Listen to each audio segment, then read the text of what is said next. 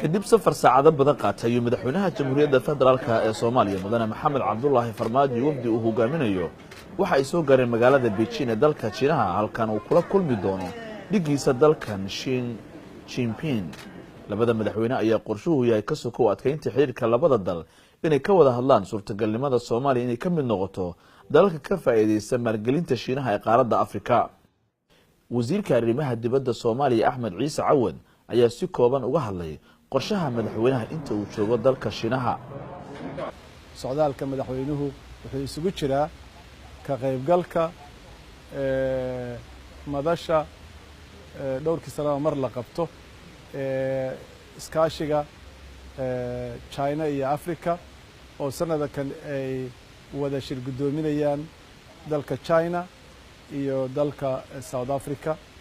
wuxuu kale u yimid inuu madaxda China oo martiqaad ka helay la kulmo oo uu kala hadlo horumarinta xiriirka walaalnimo iyo soo cusboonaysiinta iyo xoojinta xiriirkii Soomaaliya iyo China ka dhaxeeyay kaasoo aan rajaynayno inuu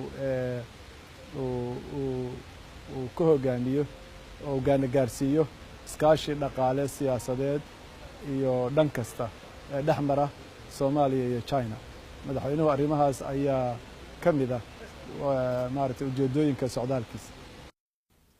madaxweynaha Soomaaliya mudane Maxamed Cabdullaahi Farmaajo ayaa sidoo kale inta uu joogo dalkan waxa uu ka qaybgali doonaa madasha iskaashiga Afrika iyo China oo ay ka qaybgalayaan hogaamiyaal ka socda Afrika iyo wakiilaha hay'adaha caalamiga oo shirkaas goobjoog u ahaan doona. dowladda Soomaaliya ayaa aad ugu howlan soo jeedashada maalgashi caalamiga oo ka hana qaada dhulka jamhuuriyadda federaalka ee Soomaaliya.